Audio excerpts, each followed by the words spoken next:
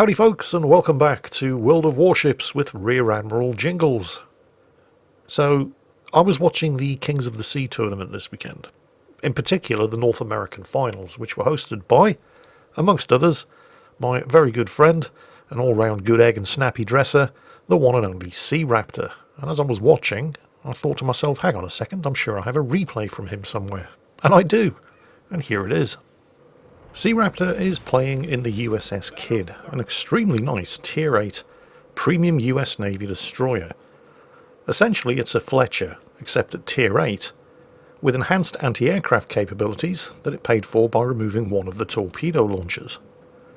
Unfortunately for Sea Raptor, this particular Tier 8 destroyer with enhanced anti-aircraft firepower has found itself in a Tier 10 battle with no aircraft carriers. Oh well, what you gonna do? Now, as I've mentioned before on numerous occasions, I do really enjoy watching replays from the North American server. And not because of the standard of the gameplay, although I'm by no means saying that the standard of gameplay is any better or any worse than any other server, but the standard of the in-game chat is absolutely outstanding. And this match is going to be no exception. I sincerely hope you're capable of watching this on a display with good enough resolution to be able to follow what's going on in chat, because it is up to the usual high standards of the North American server, and I'm not for once being sarcastic. I've also found that players on the North American server have a tendency to display a little bit more in the way of imagination when it comes to the names that they choose for themselves. In this match, for example, we have Captain Godzilla Pig, I was a Toad, and my personal favourite, one of the captains of the kids on the enemy team, who goes by the name of Ooh, You Touch My Tra-la-la. Personally, the fact that he's not divisioned up with another destroyer captain named Ooh, My Ding Ding Dong, I feel is a massive missed opportunity.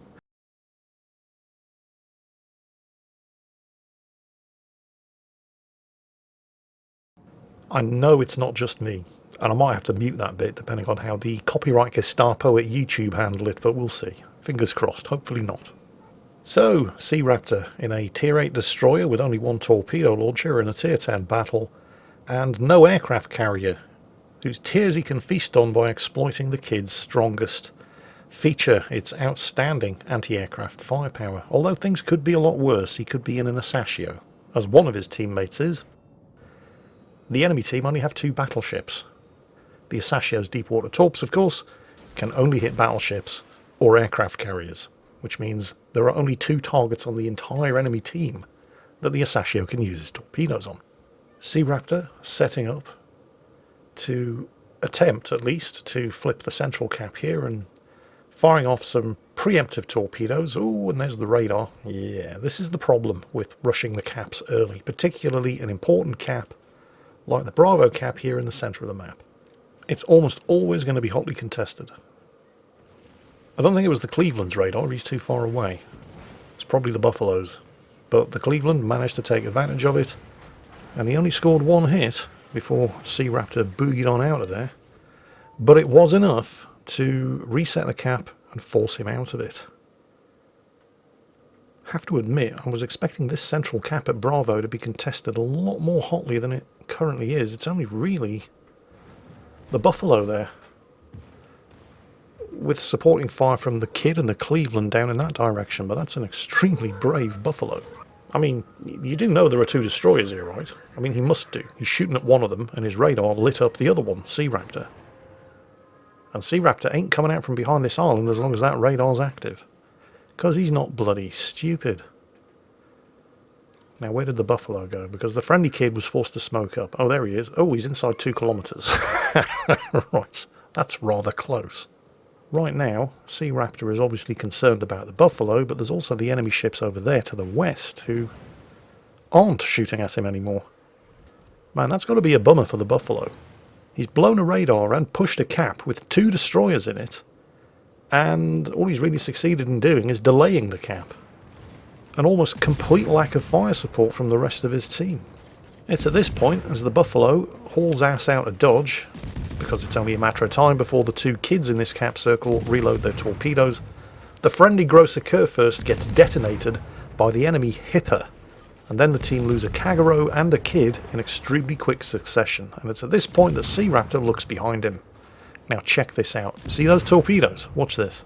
The enemy Kid can't bring all of his guns to bear because he's desperately trying to avoid torpedoes launched by his own team, and I thought that trailing torpedo would hit him, but it couldn't possibly have, otherwise he would have been dead. I mean, he's dead anyway because Sea Raptor gunned him down, but he would have been dead to team kill because those were Akatsuki torpedoes. The same Akatsuki whose torpedoes sank the friendly Kid who generated that smoke screen in the first place. So that was extremely unfortunate for the enemy Kid. Great news for Sea Raptor, of course. Not only does he have a kill, and he's removed an extremely dangerous enemy destroyer, but the central cap at Bravo is now being flipped without him. The friendly Baltimore's radar sweep.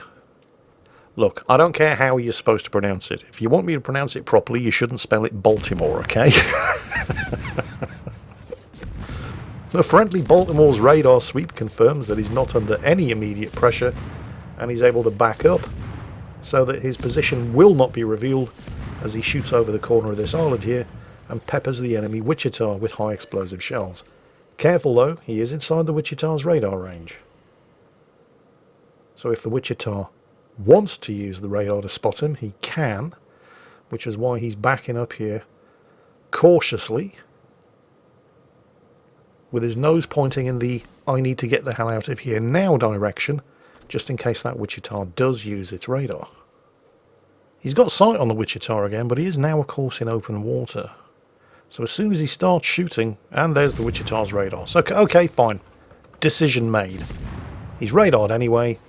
May as well take advantage of it while the Wichita's guns are pointed in the other direction. Wichita's a heavy cruiser, isn't it? So I'm not sure what the reload on its guns are, but they are turning around to look in this direction. And here it comes. Oh, this could be bad. Nope, Wichita completely missed. Now this is a risk, but it's a calculated one. Wichita has a 10-second reload, probably less with adrenaline rush, and ooh, yeah, that wasn't good, but it could have been a lot worse. And that's definitely an adrenaline rush enhanced reload. But he really, really needs to get rid of that radar. Is the Wichita going to get another shot off? Probably is. No, it didn't. Yes, it was just a single fire, but nobody's shooting at him. There's no further risk of a fresh fire being set, so he uses the damage control. Meanwhile, despite the fact that the enemy team are ahead 1 kill, 1 cap, and 100 points, by 1 kill, 1 cap, and more than 100 points, one of the dead players on the enemy team is loudly proclaiming in chat to anybody who will listen that his team have already thrown the match. Fortunately, this is the North American server. Most people aren't actually listening to him. They're still talking about the fact that the Grosser Kurfürst Sea Raptor's team managed to get detonated by a shot from a Tier 8 heavy cruiser. Small brown trouser moment there for Sea Raptor as he briefly got ambushed and shot at by the enemy Kid, and it is the superbly well named "Ooh, you touch my tra-la-la, my ding-ding-dong," and there he is. The enemy Kid, however, has made a fatal miscalculation despite the fact that he's knocked out Sea Raptor's engine and one of his gun turrets. He cannot torpedo Sea Raptor from there, and Sea Raptor can torpedo him. And there's kill number 3. More importantly, he's held on to the central cap, which is the only cap point that the team currently possess, although they are at least trying to flip Alpha over there in the west. So the team are still behind, although if they can get 2 capture points under their belt and just stop dying, they should be able to win this match. But while with the exception of an extremely slow Minnesota up to the northeast, the entire remainder of Sea Raptor's team are slowly winning the battle for the 1 line, and hopefully at some point are going to finish flipping capture point A. Oh crap, there's that Buffalo again. He's back. You see, this is the problem. Because all of the rest of the enemy team, with the exception of 1 battleship, are going to have to come through this central cap at Bravo in order to engage the rest of Sea Raptor's team. And there's basically just Sea Raptor in the Kid, and he's on less than half health, and an extremely badly beaten up Minnesota in any position to do anything about it. Oh well, while they're focusing on the Minnesota, may as well shoot up the Buffalo. Good news, bad news situation. The Minnesota did manage to destroy the enemy Akatsuki, but not before the Akatsuki got torpedoes in the water that destroyed the Minnesota. Which means that the Buffalo over there is now swinging his turrets around, and if he has radar, he's going to use it. Actually, he just needs to clear the edge of that smoke screen, and he's going to see Sea Raptor, and the gun turrets are coming around. A couple of shots coming in there from the west, not sure who from. Could have been any of his 3 surviving teammates, but that Buffalo is going to get some shots off before he dies, which all appear to have missed. I think I'm seeing a pattern emerging here.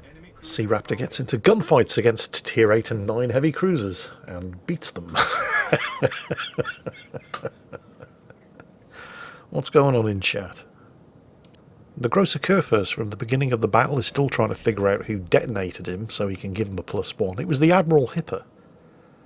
Actually, that's going to foreshadow what's about to happen, as the rest of Sea Raptor's team are still fighting on the 1 line.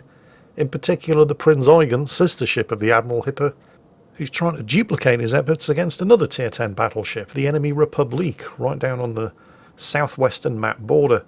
Spoiler alert, it's not going to work out as well for the Prinz Eugen as it did for the enemy Admiral Hipper.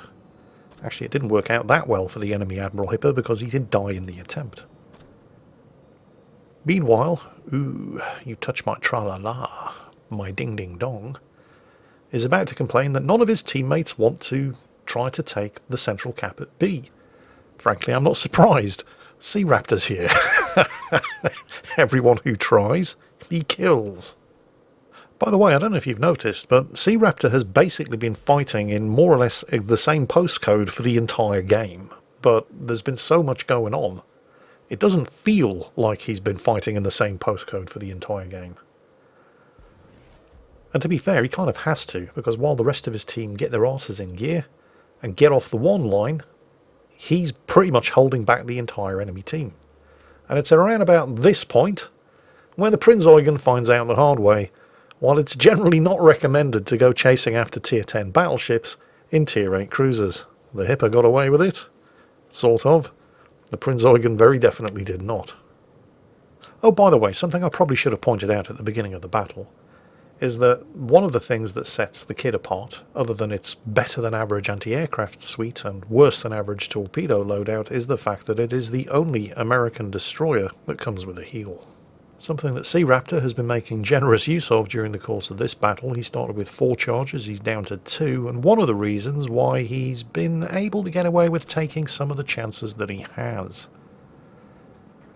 Now, there is definitely something in that cap.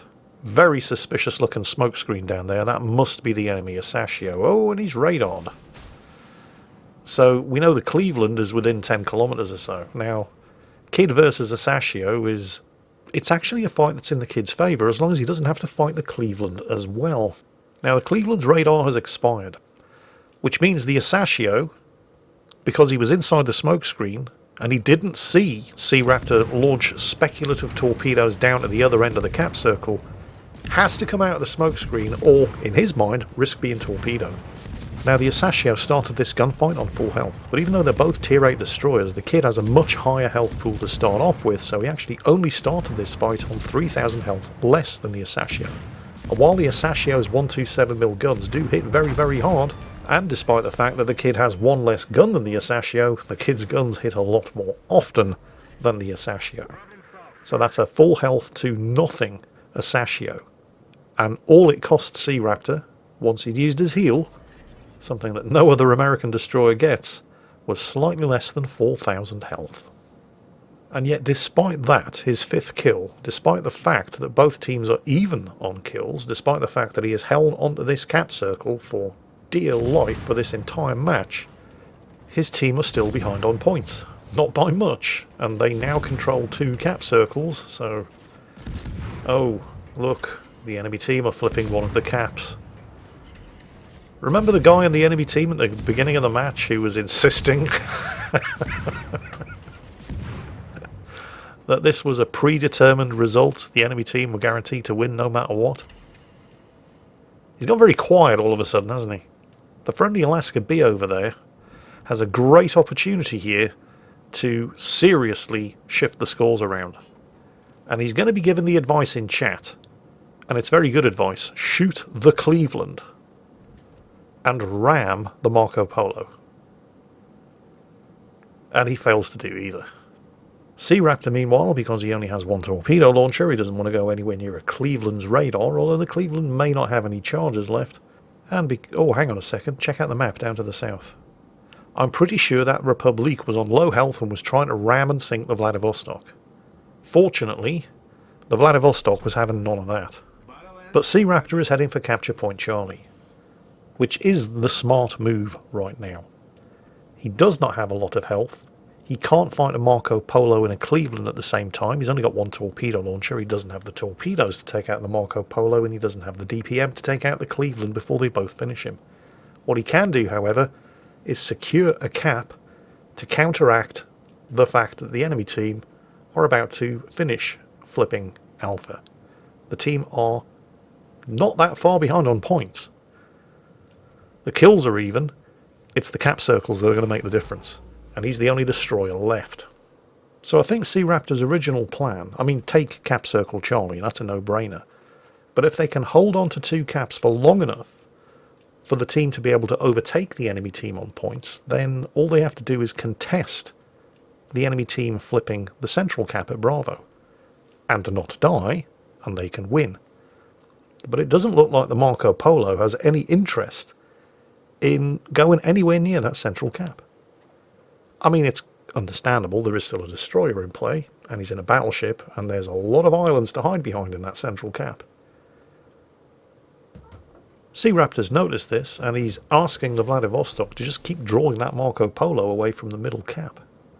Because apparently the Cleveland survived the encounter with the Alaska B earlier, but by the skin of his teeth he only has 41 health. And while a Cleveland is normally quite scary for a destroyer, a Cleveland with 41 health is, well, not. Or, as is being suggested in chat, first by one of the other team members and then endorsed by Sea Raptor, the Vladivostok can just ram the Marco Polo. It would be an even points trade, but that would leave the enemy team with a 41 hit point Cleveland. And Sea Raptor could either kill it or just keep flipping caps. Either way, it's a win. That's actually some very good advice. Vladivostok, just ram the Marco Polo. Hope he's paying attention. Well, he is paying attention. And it looks like he's at least trying to do it. And don't forget, the Vladivostok is a Tier 8 battleship. It has 32mm bows. The Marco Polo's guns cannot overmatch it. So there's no danger of the Vladivostok being citadeled from the front, and it's not a slow battleship either. And the Marco Polo is heading straight toward... Oh, there's the Cleveland! Vladivostok, shoot the Cleveland and ram the Marco Polo, and you can win this for the team. Sea Raptor's going to shoot at the Cleveland as well, because, hey, why not? Although, he doesn't really have the clearance for it. Come on, Vladivostok. Shoot the Cleveland, ram the Marco Polo. Is the Marco Polo reversing? It's difficult to say. Can't really tell from here. He's certainly still pointing towards the Vladivostok, who is charging them down at full speed. Come on, dude. Shoot the Cleveland. Ram the Vladivostok. No, you are the Vladivostok. Ram the Marco Polo. And he does shoot the Cleveland. Good man. Unfortunately, he makes a bit of a mess of his ram attempt on the Marco Polo. To be completely fair, the Marco Polo, realising what the Vladivostok is about to try to do, is doing his level best to ensure that the Vladivostok doesn't get to do what he's trying to do. Sea Raptor, meanwhile, just in case, because it never pays to rely on the competence of your teammates. If that's your plan for winning the battle, get used to disappointment. He's heading to Cap Point Alpha in order to flip it and guarantee his team's points lead. Oh, and the Vladivostok very nearly manages to do it, but here's where the Vladivostok makes a mistake, and it's a very, very common mistake. He continues to turn to try to bring all of his guns to bear on the Marco Polo. All that is doing is giving his broadside to the Marco Polo's rear gun turret. What you should, there it is, citadeled. What you should do under those circumstances is turn away. Once you've failed the ram, don't try to get into a turning fight. Turn away to angle your armour so that you don't get citadeled, and you can continue to shoot with your rear gun turret, because if the enemy ship continues the turn, he's giving you his broadside. So I think Sea Raptor was very wise there to not give in to the temptation to farm some extra damage and maybe set some fires on the Marco Polo as he was engaging the Vladivostok, because if he had, he would probably still be visible and the Marco Polo would probably be shooting at him now. And dying to a battleship salvo in the last second of the match when you were about to win on points would probably be quite upsetting. Sea Raptor from the North American server in the Tier 8 USS Kidd in a Tier 10 battle. If you've ever seen him presenting the King of the Sea tournament, you'll know that he talks the talk, and hopefully by the time you've reached the end of this video you'll be left in no doubt that he knows how to walk the walk too.